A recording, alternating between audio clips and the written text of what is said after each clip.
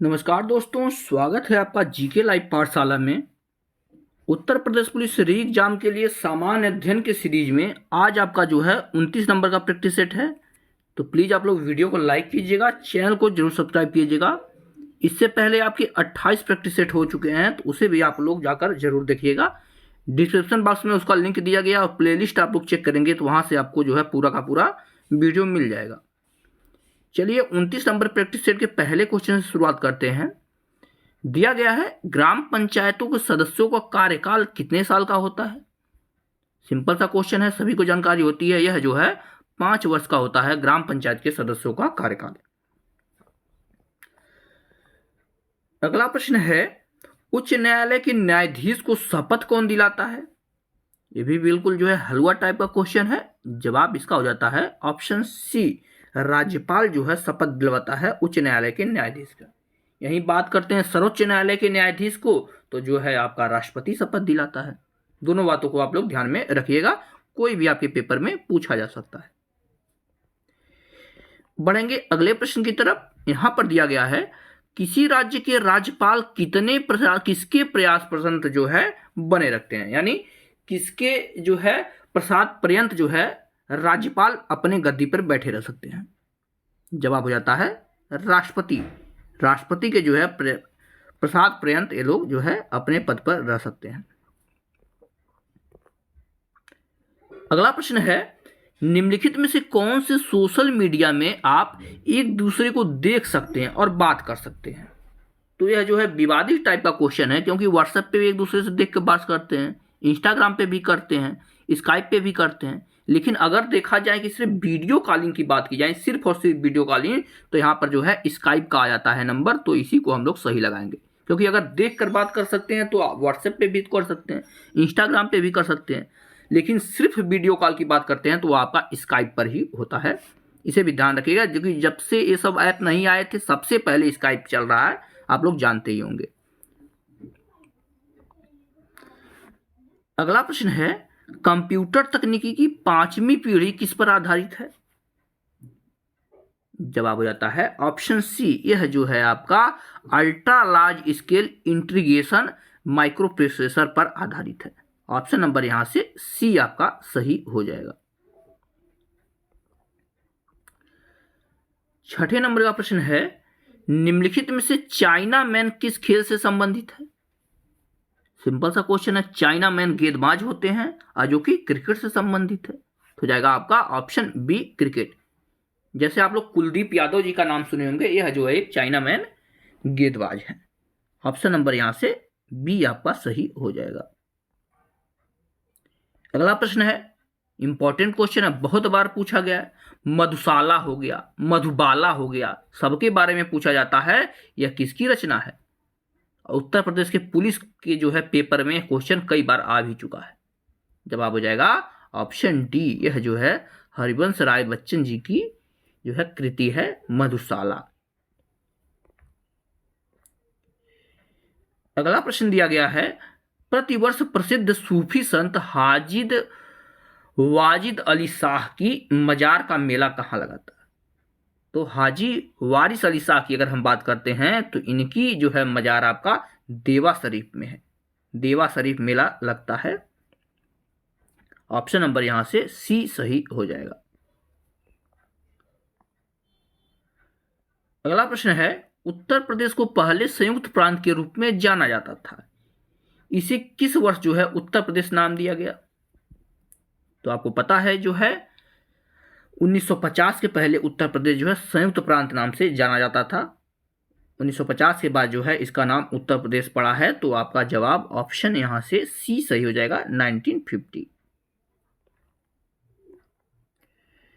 अगले प्रश्न को देखेंगे। यहां दिया है, आगरा की मोती मस्जिद का निर्माण किसने करवाया था।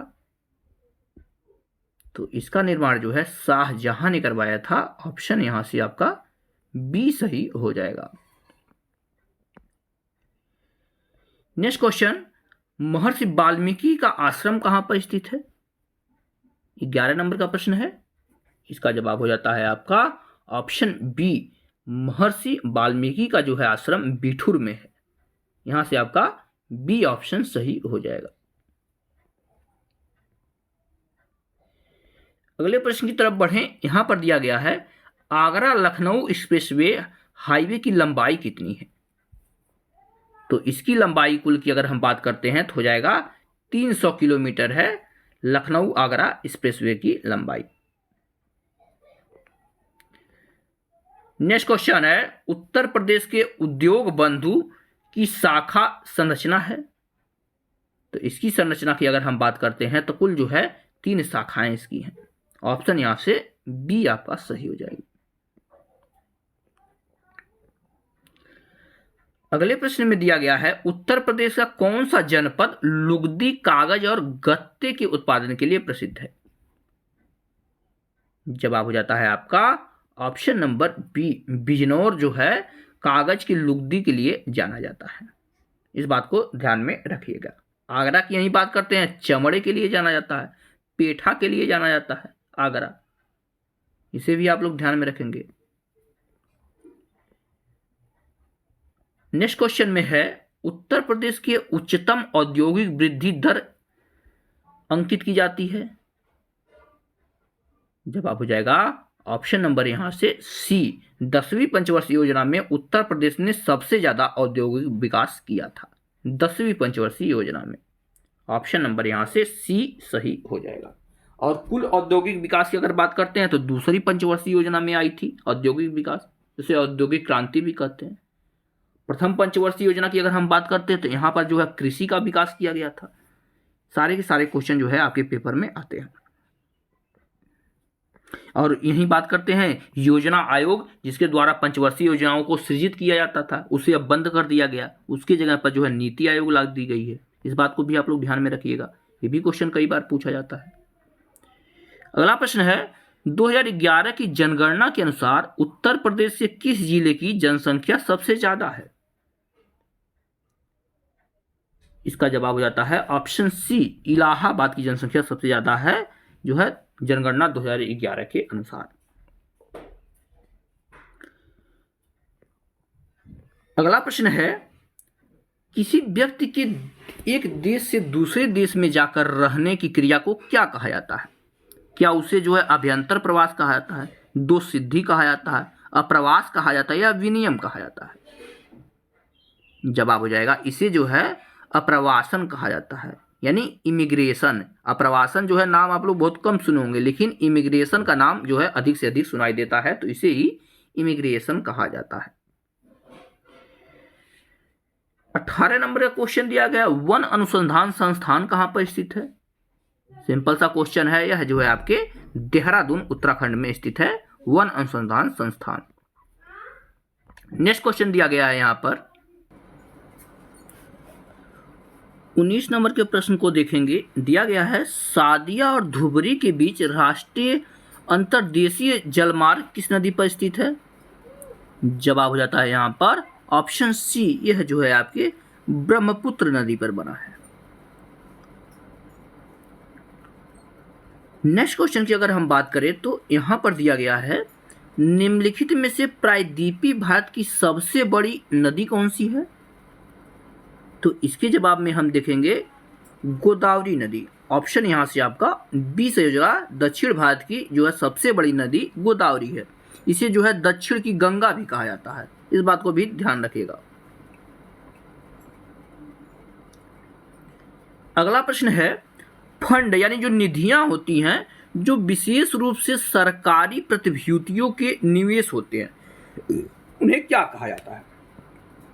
तो इसका जवाब हो जाएगा ऑप्शन डी, उन्हें जो है गिल्ट फंड कहा जाता है। क्या कहा जाता है, गिल्ट फंड। नेक्स्ट क्वेश्चन में दिया गया है शासकीय विज्ञान किसके उत्पादन और विपणन से संबंधित है। जवाब हो जाता है ऑप्शन डी, यह जो है सब्जियों के जो है उत्पादन और विपणन से संबंधित है। क्या है, शासकीय विज्ञान, माफ कीजिए शासकीय हम बोल दिए हैं, शासकीय विज्ञान है।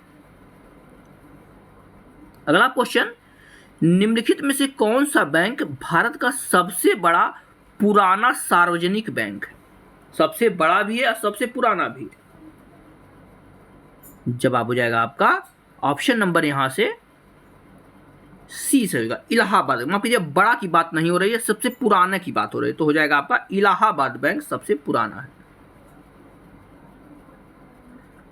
अगला प्रश्न है, भारतीय कैलेंडर के अनुसार प्रथम माह कौन सा होता है? यानी हिंदी महीने की बात कर रहा है। सिंपल सा क्वेश्चन है आपका, जवाब हो जाता है आपका ऑप्शन डी। हिंदी महीना जो है चैत्र से शुरू होता है, उसके बाद बैसाख आता है, तब ज्येष्ठ आता है, तब आषाढ़ आता है। इस तरह से महीने हिंदी के चलते जाते हैं। अगले प्रश्न में दिया गया है, भारत में कथक नृत्य का एक शास्त्रीय नृत्य है। जवाब हो जाएगा आपका ऑप्शन नंबर यहां से सी से होगा। पंडित बिरजू महाराज जी जो हैं, यह जो है एक कथक नृत्यज्ञ थे। ऑप्शन नंबर यहां से सी सही हो जाएगा।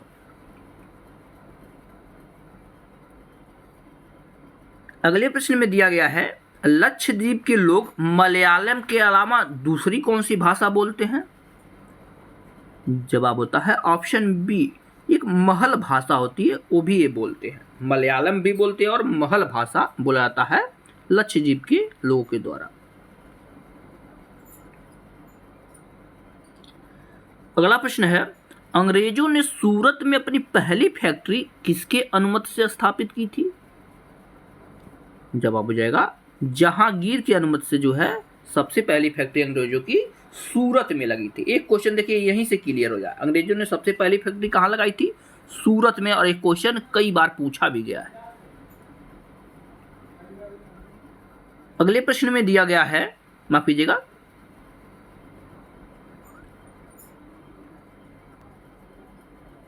अट्ठाईस नंबर के प्रश्न में देखेंगे, कोलकाता में धर्म सभा की स्थापना किसने की थी?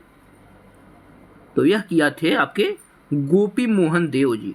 ऑप्शन आपका यहां से ए से हो जाएगा, गोपी मोहन देव। अगला प्रश्न है, किस शासक के द्वारा टंका और जीतल नाम के सिक्के चलाए गए थे? इसका जवाब है ऑप्शन सी, इल्तुतमिश के द्वारा जो है टका और जीतल चलाए गए थे।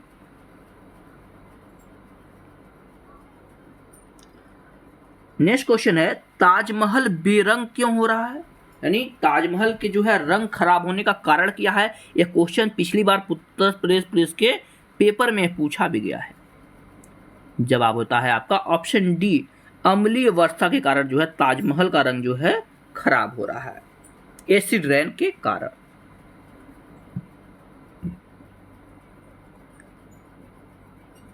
थर्टी 31 नंबर प्रश्न है, जल प्रदूषण एवं नियंत्रण अधिनियम 1974 के तहत राज्य प्रदूषण नियंत्रण बोर्ड के आदेश या निर्णय से व्यथित व्यक्तियों के सीधे संपर्क कर सकता है, किस माध्यम से कर सकता है? जवाब हो जाता है आपका ऑप्शन ए, राष्ट्रीय हरित प्राधिकरण जो है यह जो है सीधे सीधे संपर्क कर सकता है। अगला प्रश्न है, वह प्रक्रिया जिसके द्वारा वायु में जलवाष्प जल की बूंदों में परिवर्तित होती है उसे क्या कहलाता है? यानी जो जलवाष्प होती है वह जो है बूंद बन जाती है, जल की बूंदों के द्वारा जो है धीरे धीरे नीचे गिरती है, उसको क्या कहा जाता है? तो इस प्रक्रिया को ही हम लोग जो है संघनन कहते हैं, इसको ही संघनन कहते हैं। और ये भी प्रश्न जो है पुलिस के पेपर में पूछा गया था, 2018 वाली पुलिस में जो है 41,520 की जो वैकेंसी आई थी उसमें क्वेश्चन पूछा गया है। नेक्स्ट क्वेश्चन है, निम्नलिखित में से कौन सा विकल्प निष्क्रिय गैस नहीं है? जवाब होता है ऑप्शन डी, क्लोरीन जो है निष्क्रिय गैस नहीं है। बाकी आर्गन हो गया, जिनॉन हो गया, क्रिप्टॉन हो गया, ये सभी के सभी जो है निष्क्रिय गैस है। नेक्स्ट क्वेश्चन, 1943 में विटामिन के आविष्कार के लिए किसको जो है नोबेल पुरस्कार मिला था? इसका जवाब होता है आपका ऑप्शन बी, डोइजी एंड डैम दोनों लोग को जो है नोबेल पुरस्कार मिला था क्योंकि इन्होंने जो है विटामिन के की खोज की थी।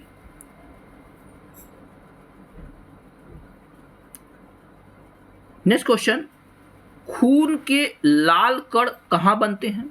यानी जो है रेड ब्लड सेल्स, लाल रुधिर कणिकाएं जो है कहां बनती हैं? जवाब होता है आपका ऑप्शन सी, यह जो है छोटी आंत में बनती है। ठीक है ना, यहाँ से छोटी आंत में बनती है। आरबीसी का निर्माण जो है अस्थि मज्जा में होता है। इस क्वेश्चन को जो है आप लोग हमें कमेंट के माध्यम से बताइए इसका जवाब क्या होगा।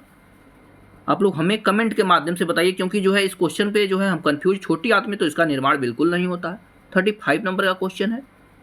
हाँ, माफ कीजिए, सही जवाब आपका बोन मैरो ही है। ऑप्शन में जो है आपके बुक में दिया गया है छोटी आंत, लेकिन ये बिल्कुल गलत है, क्योंकि जो है आरबीसी का निर्माण जो है आपका बोन मैरो में होता है। यहां से विकल्प आपका सी लगा के चलेंगे, जिसे हम हिंदी में अस्थिमज्जा बोलते हैं। अगला प्रश्न दिया है, हाल ही में किसने खोजी गई मलेरिया की दूसरी वैक्सीन को मंजूरी प्रदान की है? जवाब हो जाता है आपका option B, World Health Organization यानी WHO ने इसको जो है मंजूरी प्रदान की है। नेक्स्ट क्वेश्चन दिया गया है, हाल ही में परमाणु हथियार ले जाने में सक्षम गौरी मिसाइल का सफल परीक्षण किस देश ने किया? गौरी मिसाइल का ध्यान रखिएगा, तो यह जो है पाकिस्तान ने किया है। ऑप्शन यहां से सी से हो जाएगा पाकिस्तान। और आज के लेक्चर का लास्ट क्वेश्चन है, हाल ही में किस देश ने डिफेंस सिस्टम अबाबील का सफल परीक्षण किया है? नाम से ही पता चल रहा है कि जो है आपके किस देश का नाम हो सकता है, मुस्लिम बाहुल्य देश का नाम होगा। जवाब हो जाएगा पाकिस्तान। ऑप्शन नंबर यहाँ से डी से हो जाएगा पाकिस्तान। इस तरह से हमने जो है प्रैक्टिस सेट नंबर 29 को पूरा कर लिया है। अगर वीडियो आपको पसंद आई हो तो आप लोग लाइक जरूर कीजिएगा और कमेंट के माध्यम से हमें जरूर बताएं कि आपके जो है कितने क्वेश्चन सही हो रहे हैं। मिलते हैं नेक्स्ट लेक्चर में, तब तक के लिए धन्यवाद।